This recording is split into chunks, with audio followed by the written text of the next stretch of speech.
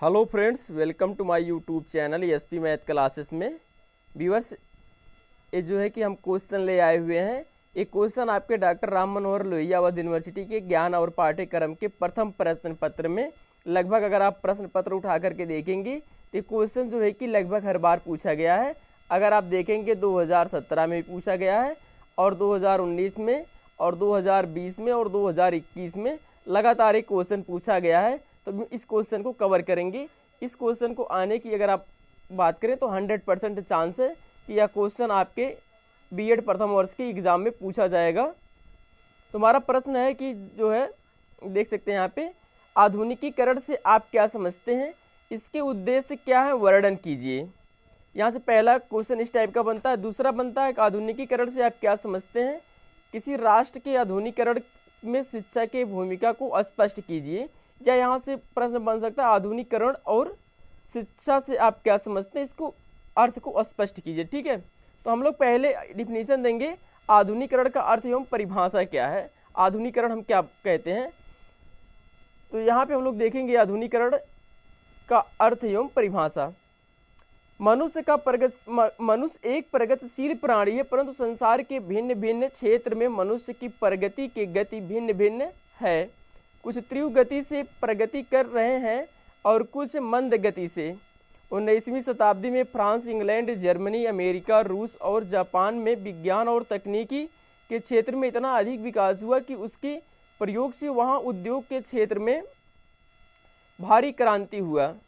इस औद्योगिक के क्रांति से इन देशों में विकास से अति तीव्र हुआ एवं इन देशों के आर्थिक विकास में इन देशों का विकास अति तीव्र गति से हुआ और इस आर्थिक विकास से इन देशों का जीवन स्तर ऊंचा हुआ और ये विकसित राज्यों की में विकासशील हुए।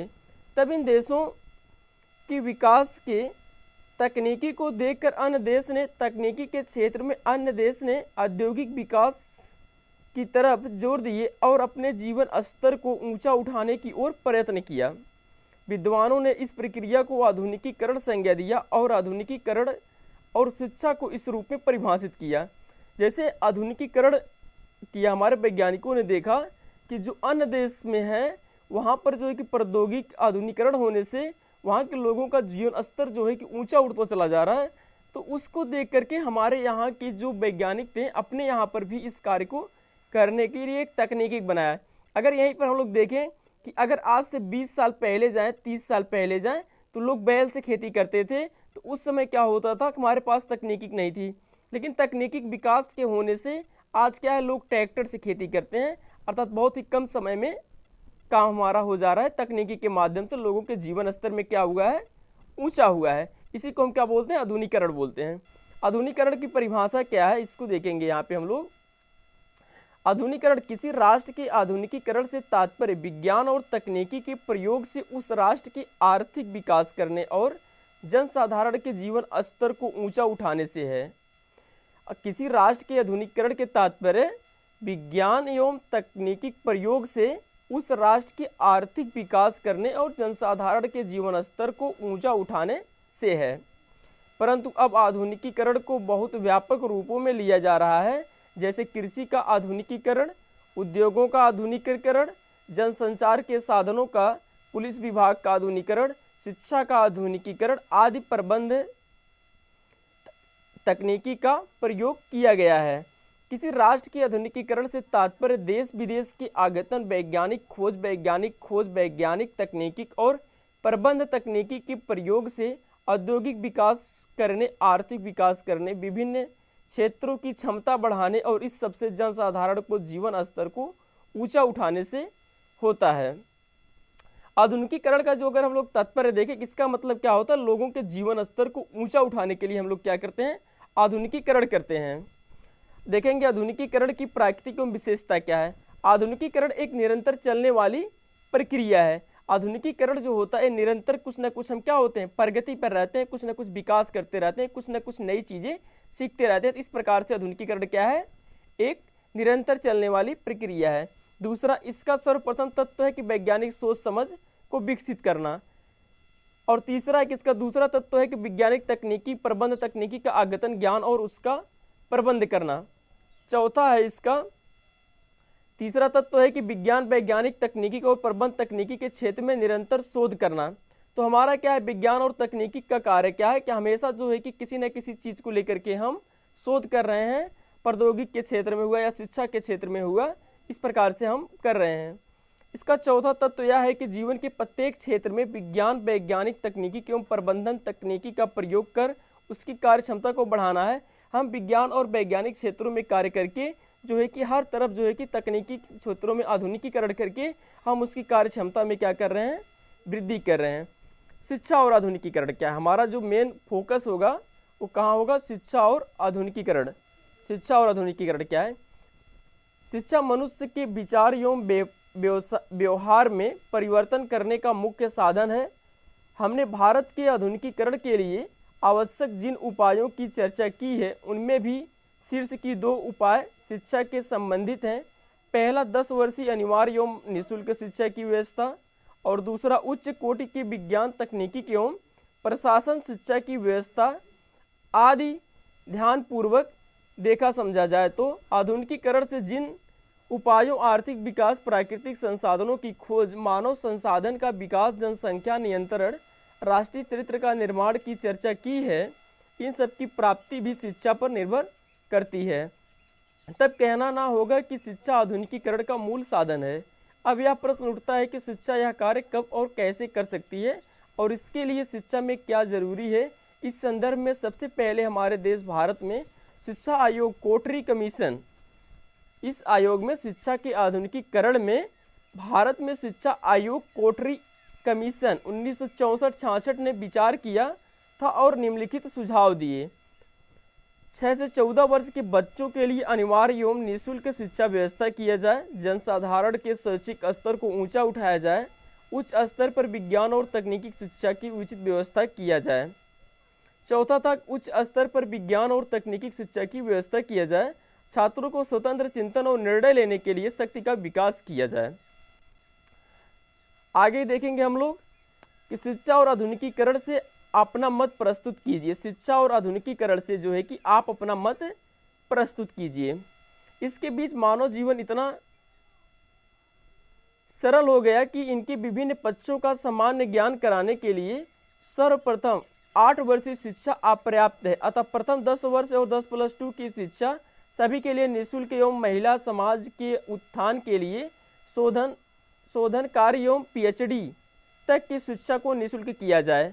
जो आधुनिकीकरण शिक्षा की व्यवस्था पे अगर हम लोग बात करें तो जो है कि 10+2 शिक्षा जो है कि सभी के लिए निःशुल्क किया जाए और महिलाओं के लिए जो है कि खासकर जो है कि इनके लिए शोधन कार्य अर्थात PhD तक की शिक्षा को क्या किया जाए, निःशुल्क किया जाए, जिससे महिलाओं के विकास के उत्थान निरंतर होते रहें।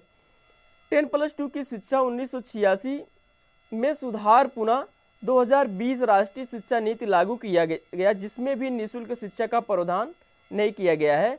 हमारे बीचों में एक शिक्षा नीति आई जो 2020 नई राष्ट्रीय शिक्षा नीति आया, लेकिन इसमें भी जो है कि 10+2 तक की शिक्षा को निःशुल्क प्रावधान नहीं किया गया है, केवल 8 तक की ही शिक्षा का जो है कि प्रावधान किया गया है और खास महिलाओं की शिक्षा पे विशेष बल नहीं दिया गया है।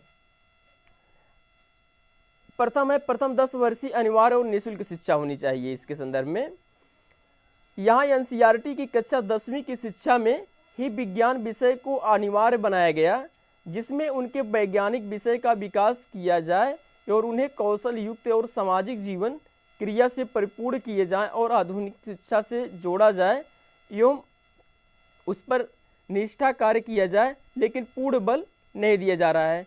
जो है कि विज्ञान को 10वीं की शिक्षा में तो जोड़ा गया कि उनको वैज्ञानिक तरीके से उनको ज्ञान दिया जाए, लेकिन इस तरीके के सक्षम जो है कि NCERT में अभी तक हमारे पास नहीं हो पा रहा है। दूसरा 10+2 पर शिक्षा पर क्या है, राष्ट्रीय शिक्षा नीति 2020 में समस्त छात्रों की व्यावसायिक शिक्षा की ओर मोड़ने का सुझाव दिया गया है। जो नई शिक्षा नीति 2020 आई हुई है, इसमें जो है कि सभी छात्रों को कौशल और व्यावसायिक शिक्षा की तरफ जोड़ दिया गया है, जिसमें छात्रों को कौशलात्मक शिक्षा पर अधिक बल दिया गया है। साथ ही साथ प्रायोगिक कार्य के साथ साथ वैज्ञानिक शिक्षा पर भी विशेष बल दिया गया है। उच्च शिक्षा पे क्या है, आज स्थिति यह है कि उच्च शिक्षा के द्वारा प्रायः सबके लिए खुले हैं। जो उच्च शिक्षा है वे सभी के लिए जो है कि क्या है, खुले हुए हैं। और जहाँ चयन की व्यवस्था है वहाँ पर जाति के नाम पर आरक्षण है, फिर भी हेरा फेरी बहुत अधिक होता है। उच्च शिक्षा की अगर बात किया जाए, आरक्षण होने के बावजूद भी वहाँ पे जो है कि सामान्य वर्ग के अन्य छात्रों के साथ में नाइंसाफ़ी अगर कहा जाता हो जाता है। यहाँ पे पहला मत है कि उच्च शिक्षा से केवल मेधावी छात्रों के लिए प्रवेश दिया जाए। उच्च शिक्षा में जो है कि मेधावी छात्रों को अगर दिया जाएगा तो डेवलपमेंट की जो संभावनाएं हैं वे ज़्यादा होने के चांसेस रहेंगे। दूसरा है उच्च शिक्षा में प्रवेश परीक्षा एवं मौखिक दोनों परीक्षाओं को के बढ़ा दिए जाएं। इनके लिए अच्छी से अच्छी व्यवस्था की जाए। जो छात्र वहाँ पर चयनित होकर के जाएं उच्च शिक्षा के लिए, उनमें जो है कि अच्छी से अच्छी क्या किया जाए, व्यवस्था दिया जाए। तो हम आशा करते हैं आप सभी छात्र अच्छे से जो है कि इसको 2-3 बार आप रिपीट करके अगर सुन लेंगे तो आप जो है कि बहुत ही अच्छी तरीके से तैयार कर ले जाएंगे अपना। तो आप लोग अच्छे से तैयार कर लेंगे। और आप सभी छात्र अगर चैनल पर पहली बार आए हो, चैनल को सब्सक्राइब कर लेना और एक दूसरे के पास शेयर कर देना, जिससे कि सभी छात्र अच्छे से अपनी तैयारी कर सकें और अच्छे से अच्छे अंक प्राप्त कर सकें। आप अगर इसके पहले का लेक्चर नहीं देखे हुए, लगभग 7-8 वीडियो जो है कि हमने आपके ज्ञान और पाठ्यक्रम से जो इम्पॉर्टेंट क्वेश्चन थे उसको कवर कर दिए हैं। आप सभी छात्र जाकर के उसको अच्छे तरीके से देख लीजिए। प्लेलिस्ट बना, आप हमारे प्लेलिस्ट में जाएंगे तो राम मनोहर लोहिया अवध यूनिवर्सिटी के नाम से 2022 के नाम से एक प्लेलिस्ट होगा। उसमें आप जाएंगे तो देखेंगे ढेर सारे वीडियो जो है कि आपके ज्ञान और पाठ्यक्रम से भी करवाए गए हैं, आपके शैक्षिक तकनीकी से भी करवाए जाएंगे और मानव विज्ञान से भी करवाए जाएंगे और आपके जो भी विषय होंगे उससे भी करवाया जाएगा। यहाँ पर बीएड प्रथम वर्ष को पूरा जो है कि इस बार कवर किया जाएगा। हम आशा करते हैं आप सभी छात्रों को समझ में आया होगा। तब तक के लिए जय हिंद, जय भारत।